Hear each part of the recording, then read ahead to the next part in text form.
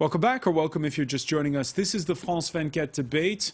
It's been a busy day, with the French National Assembly voting a non-binding resolution, 339 for,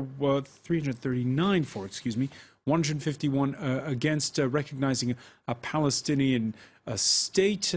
There's also been the news of the dissolving of the coalition government in Israel. And as that country prepares for snap elections, we're talking about it all with Jacques Millard, French member of parliament, who voted for that resolution. Benjamin Haddad, from the same party, the UMP, but he was against this motion.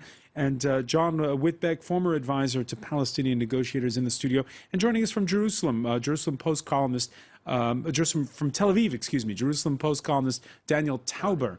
A member of Prime Minister Netanyahu's Likud party. France, by the way, not alone. More than 130 nations have voted that recognize a Palestinian state. Sweden, the latest. Is Israel impervious? No, says the Prime Minister. A few days back, on November the 25th, Benjamin Netanyahu argued that these kinds of resolutions make it harder to reach a peace deal. These twin needs of mutual recognition and solid security arrangements on the ground, which are so essential for peace, these are not addressed by the European countries that unilaterally give recognition to a Palestinian state. I think that's a big mistake for peace. It encourages the Palestinians to harden their positions, not to compromise on mutual recognition, not to compromise on the things that are needed to achieve genuine security. I think these European positions actually push peace away. And I believe that they make reaching a solution much harder. Jacques Millard? Well, when Netanyahu speaks of compromise, agrees that there should be compromise on both sides. What I'm struck by is that I have the feeling that in this region you have the Masada complex, that means this Masada deadlock in which both sides are trying to fight to the end. And I think this is a very bad process. The Palestinian, you have radicals on Hamas. They live in a ghetto, which is Gaza, which is awful situation. And on the other hand, you have radicals who claim that, of course, the entire territory belongs to the Jews. I think that there is absolutely a need to find a new approach. As you said, for years and years, the peace process is blocked. Peace process doesn't function, and we have to try another mean. It doesn't mean that we are going to succeed, but at least I do believe that. So you approve the French foreign minister's initiative to try to get a European. Do you think the Europeans can? The Europeans are not united. Can they succeed where the Americans failed? Well, I don't think there is. It will take time, but there is no alternative. That means this is the only way. Otherwise, we will have an endless war on both sides, and we will have deaths and so on and so on. So I think that Israel has to really conceive that it has to be accepted as the nearest country. I said that several times to the Israeli ambassador in France. You have to be accepted not as, the ally of the Americans or the Europeans. It has to be accepted as a country of the Near East. To be accepted to be as a country of the Near East, it has to admit that there is another state, which is Palestine. If you don't do that, if you carry on with colonization, with settlements, then I think that at the end it will end, in a drama for everyone. All right, reaction coming in on Twitter from Bruno. With so long a peace process, no wonder some countries use the Palestinian state recognition to push both parts to negotiations. Benjamin Haddad. why would it push the Palestinian side to negotiations? That's the question I'm asking. It's only reinforcing a Palestinian strategy, which is to gain time and try to pressure Israel internationally. Let me give a few examples, because our interlocutor said that Israel had refused peace process or peace negotiations. If you look at the historical track record, in 2000, Yasser Arafat, who was at the time the president of the Palestinian Authority, turned down the offer in Camp David of Yasser Arafat, of Ehud Barak. But to come even more recently, in 2008, the Israeli Prime Minister Olmert made a peace offer, 100% of the West Bank and division of Jerusalem, to the current president, Mahmoud Abbas, who turned it down. And this is well documented. If you look at even more recently, under the Obama administration, the main condition, as a precondition for negotiations, was the famous settlement freeze. And Netanyahu accepted the settlement freeze. And he waited for 11 months for Mahmoud Abbas to come to the negotiation table. So the peace process has always been refused. Not the process, but the peace proposals have been refused by the Palestinians. And you can go as far as the 1947 UN resolution, which asked for two states, a Jewish state, a Palestinian state. It was accepted by the Jewish side, but refused by the Arab side. That was a long time ago. John Whitbeck? Well, rather than try to respond to all those points, all of which I disagree with as a matter of fact and interpretation, I think it is important that the point which Netanyahu was making, and which is often made by those who favor a perpetual occupation, that a Palestinian state can never exist, even on a purely legal level, without Israel's consent as a result of negotiations with the occupying power, was explicitly dismissed by Laurent Fabius in his speech to the National Assembly on Friday, the French foreign minister. And he accurately characterized it as an excuse to perpetuate the status quo eternally, which I think almost everyone realizes is the case today, including most of those who make this argument.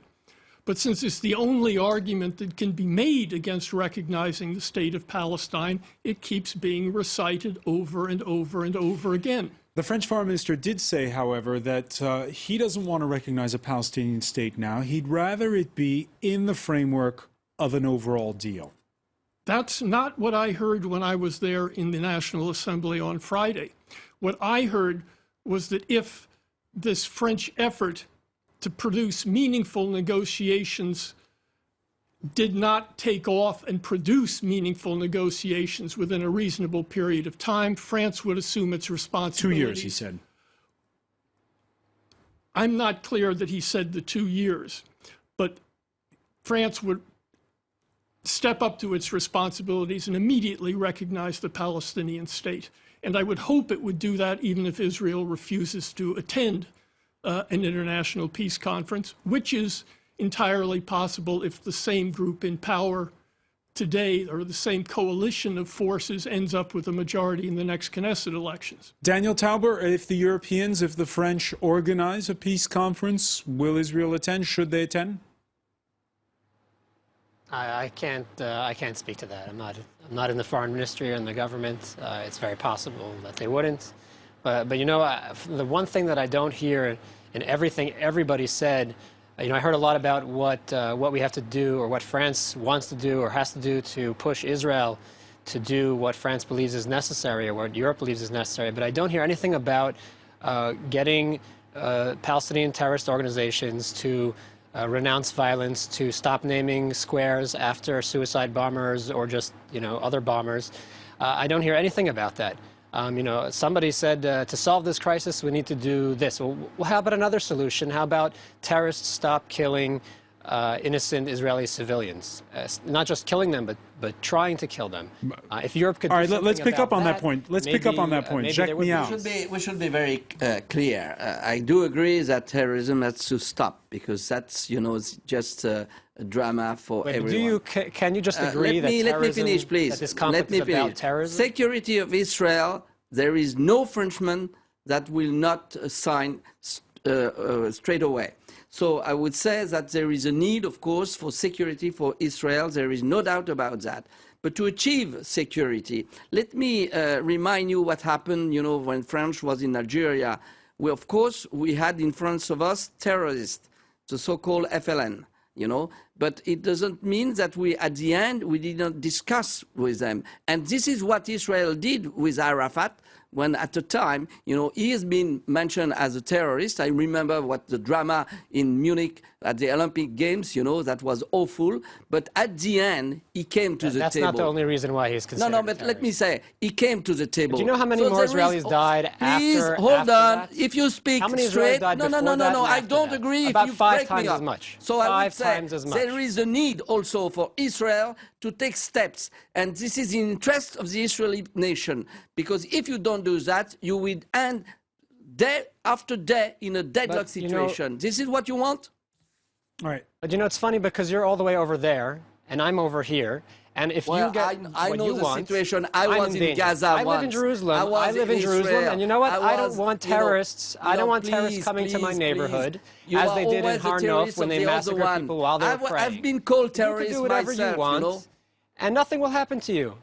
Yeah, surely. All right, let's talk. Let's talk about the other piece of news again. This major piece of news that's been breaking this Tuesday: the announcement of those snap elections. Officially, it's a dispute over next year's budget that was the final straw. However, at the heart of the breakdown of Prime Minister Netanyahu's coalition, existential questions about Israel, about its identity going forward.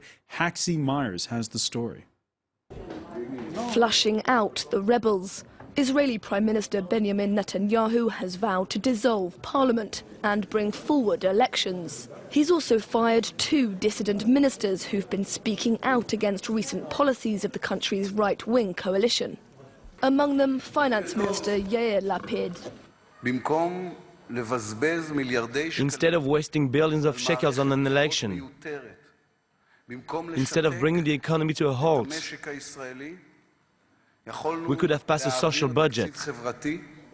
Netanyahu currently finds himself at the heart of a cabinet crisis, with debate raging over the 2015 budget, how to proceed with the Palestinians, including Israel's settlement building program in the occupied territories, and a bill that hopes to define Israel as a Jewish nation state, a move which critics say would classify non-Jewish minorities as second-class citizens. It's a proposal that's vehemently opposed by Tzipi Livni, the justice minister who was fired alongside Lapid on Tuesday. Players expected to benefit from the early elections include Foreign Minister Avigdor Lieberman and his far-right Beitenu party, and Economy Minister Naftali Bennett of the ultra-nationalist Jewish Home Party.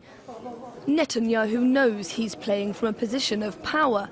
With his approval rating at 35%, he's in the running for a 4th term in office. But unable to demand loyalty from coalition grandees, he doesn't want to wait to find out. Daniel Tauber, will that gamble pay off? Snap elections.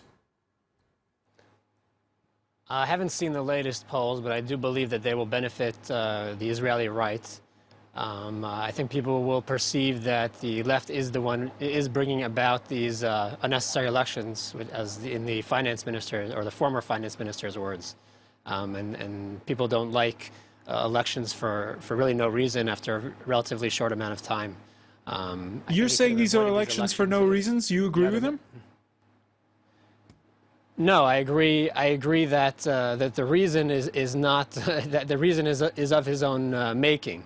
If he was more, loyal to the government that he was in and recognized the fact that Israel has a prime minister, it's not Mr. Lapid. I think he believes that because he has 19 seats in the Knesset and the Likud has 18, really due to parliamentary. I don't know what even to call it, but because the Likud was joined with Israel-Beitenu, and then they split, and Israel-Beitenu got its share of the seats, and then a Likud member resigned. So technically, yes, Mr. Lapid has one more seat, and he believes that makes him, that because he's the largest party, he can act like Mr. Netanyahu is not the prime minister, and he's not the people. That's Lapid. I want to talk to you. There were some very strong remarks by the now former Justice Minister Tzipi Livni on Monday. She denounced a growing climate of what she said at one point in her speech was racism. She said the state must be partners with the whole world when it comes to fighting terror. So it's more than, again, just about the budget. It is really a question about how Israel goes forth. I don't think. I don't know. Truthfully, I don't believe that the recent fights were really about the Chok HaLaom, the nationality law, or the Jewish state law. Israel is a Jewish state. It says that in the Declaration of Independence. If you read Israel's Declaration of Independence, it's a big, long document saying Israel is a Jewish state. And then afterwards, it talks about how, nevertheless, it's going to provide development for all citizens and equality. So I don't think that there's anything in the law, probably in any of the versions of the law, and there are multiple versions, and there could have even been a version that could have been negotiated over. But in any of the versions, I don't think there was anything to really cause a government crisis. I think that Ms. Livni and Mr. Lapid believe that they have to show their publics that they're standing up against. And do you agree that Israel must be partners? Do you agree that Israel must be partners with the whole world in that fight against terror? Israel is in the community of nations. Israel fights against terror. I think the real question is whether the world is partnering with us in fighting terror, and I think today's vote doesn't really say that. But that's not what the nationality law is about. President Reuven Rivlin is a longtime Likudnik. He's a disciple of Zev Jabotinsky and Menachem Begin. He's one of the people you could say is the most right-wing people in the country, yet he has in recent weeks gone on a campaign against racism towards Arabs. So I don't think that things like the nationality law or Israeli racism, I don't think any of these things have to do with the coalition crisis. You're saying it's more like she's drawing domestic politics is what you're saying. John Whitbeck. Definitely domestic politics. John Whitbeck, at the outset of our conversation, you were saying how this matters a lot for what's to happen next. It could, if Europe plays its cards correctly. I mean, it may not be possible to make peace a major issue in this election. Daniel's in Israel. He probably knows what's on the minds of Israelis better than I do.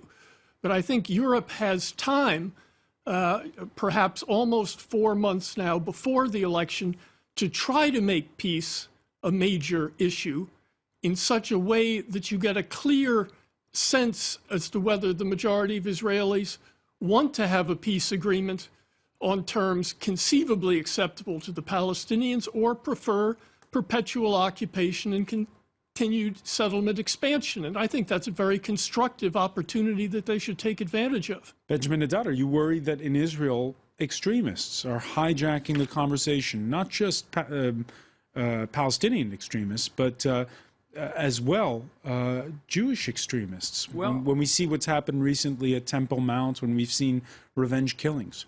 Well, first, I think that the very fact that we're discussing Israeli politics is because it's one of the only democracies in the region, and there's freedom of speech, and even the president can talk openly about racism within Israeli society. When Jacques Miard was saying that Israel should look more like the Near East, at least on this, I hope that the Near East will look more like Israel and tend to be more democratic. I think there is a dissolution in Israel with the Israeli left and the center left. But are you worried that extremists extremists are hijacking the conversation? It's not hijacking. There's a debate, and what worries me indeed is that there is a dissolution in Israel with the peace process and with even the strategy of unilateral withdrawal. When Israel withdrew from southern Lebanon or from Gaza, terrorist groups like Hezbollah and Hamas took over and threw rockets at Israel. So there is a skepticism. There is still support, majority support in Israel for two-state solution, for the negotiations. But at the same time, there is, I think, a skepticism towards what the other side really wants. And to come back to the resolution that we voted today, I think it reinforces the impression that there is nothing to achieve on the Palestinian side. What is demanded from the Israeli side is clear, and yet from the Palestinian side, there is an impression on terrorism, on refugees, on the recognition of the nature of Israel. There is an impression that the Palestinians just have to sit and wait. I think this does not reinforce the peace process on the ground. Jacques Miard, the scenario that's being painted here is no peace talks and an even more right-wing cabinet coming out of those snap elections. Well, it's very difficult. I would say, once I will agree with our Israeli friends, we are sitting in Paris, and of course, on the ground, people react differently on both sides.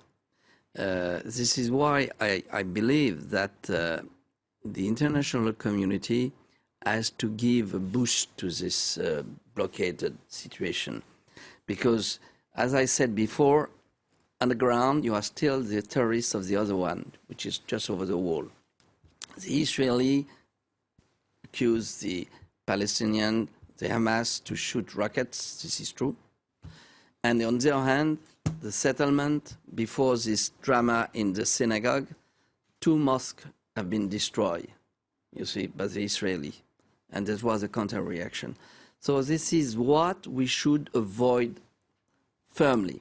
And what we should do is to sometimes, because if you take Europe, Europe is giving a lot of money, you know, in there. So we have to bring them back. And never forget that if you take Hamas, which is a genuine terrorist, you know, movement, but Arafat was before a terrorist movement, and one day he came to the table. So this is what we have to achieve. That's why I am not saying this is blue on one side and black on the other side. I say we have to make things move, to try to bring them by pressurizing, by saying to the Israel that, of course, we want security for Israel, but we want also the Hamas to stop that and to recognize at the end Israel, of course, that there is no other issue. The point is that every day we just, you know, we are just facing the opposite side of this, what I want. You know, we are just entering an endless war, and that will bring at the end a deadlock situation, worse and worse every day. John Whitbeck, reining in Hamas, can it be done? For me, Hamas is not the issue really here. What I was hoping to point out before we conclude is simply that opposition to European recognitions of the state of Palestine is not unanimous among thoughtful Israelis. There is a former Israeli ambassador to France who wrote an appeal to France to recognize the state of Palestine, which was signed by over 700 prominent Israelis. And as just noted, the president of Israel was in favor. And a former head of the Israeli intelligence services wrote an op-ed piece recommending the conversation, calling on France to recognize the state of Palestine. It's not only what we've heard tonight in Israel. That conversation only beginning. I heard Daniel Tauber react there when you said that reining in Hamas was not an issue. Unfortunately, we're out of time. But I want to thank Daniel for joining us from Tel Aviv. I want to thank as well John Whitbeck, Jacques Millard, and Benjamin Haddad. Stay with us, though, because our Media Watch segment is next.